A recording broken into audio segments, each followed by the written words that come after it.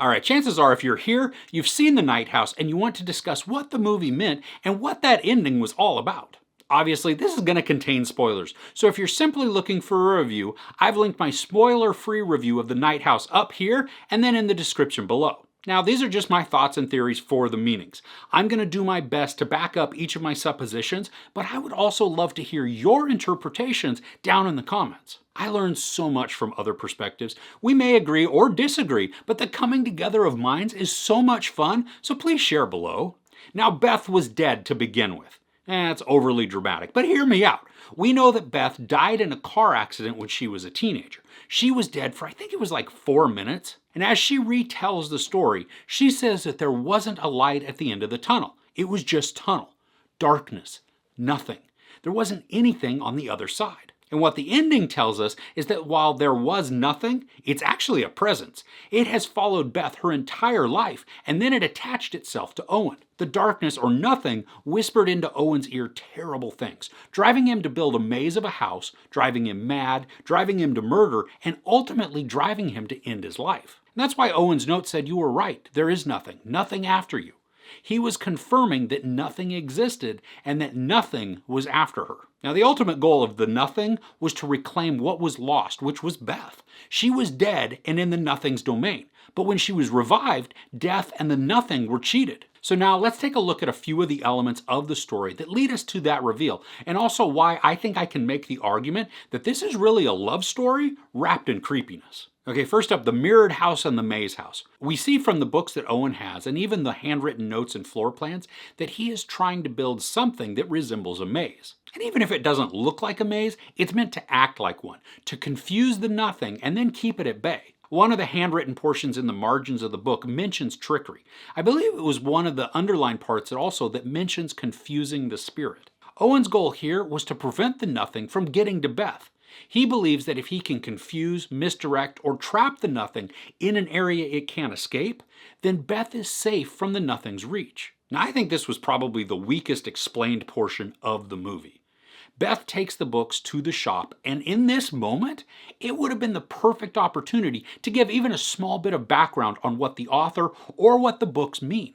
We get so little from what is shown, and it's not on the screen for very long. We have to take the glimpses we get from the books and then use those to build out the reasonings with the imagery from the house that Beth visits across the lake. The house numbers are mirrored, as is the entire home.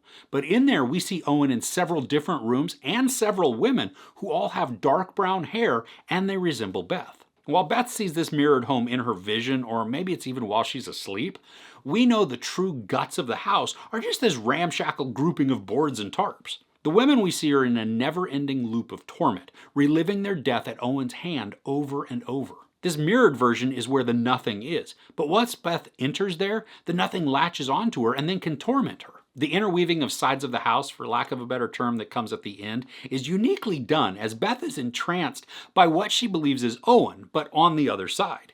She then realizes it's the nothing and is pulled through the mirror to now be on that side within the nothing's domain. I think this sequence is also the strongest rationalization for the never-ending loop of women being killed over and over.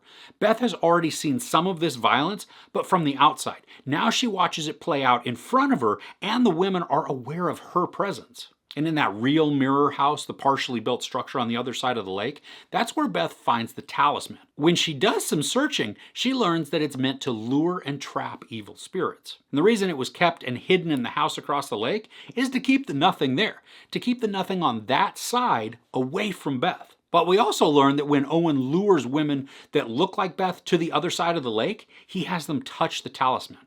And that could either bind the nothing to them or make the nothing believe that this new woman is Beth. We see that there are several women that Owen has brought to the shack on the other side of the lake, which is evidenced by all of those bodies that are hidden under the floor. And this shows the number of times that he has tried to trick the nothing into thinking it was Beth. As Beth goes through Owen's phone and sees all the pictures of the brunette women, she rightfully thinks that he was cheating on her.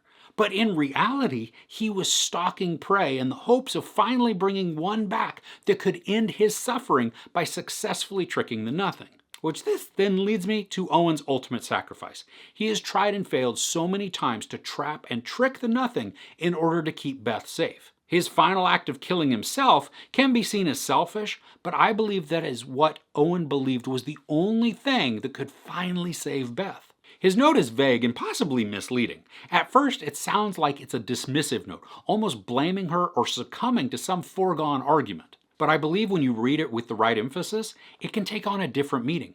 You were right. There is nothing. Nothing after you. Here, Owen is confirming that Beth was right about seeing nothing, but also stating that nothing is the presence and that it has been after her. Owen believes that if his life ends, he takes away any possibility of the nothing connecting or then capturing Beth. And we see that he's wrong.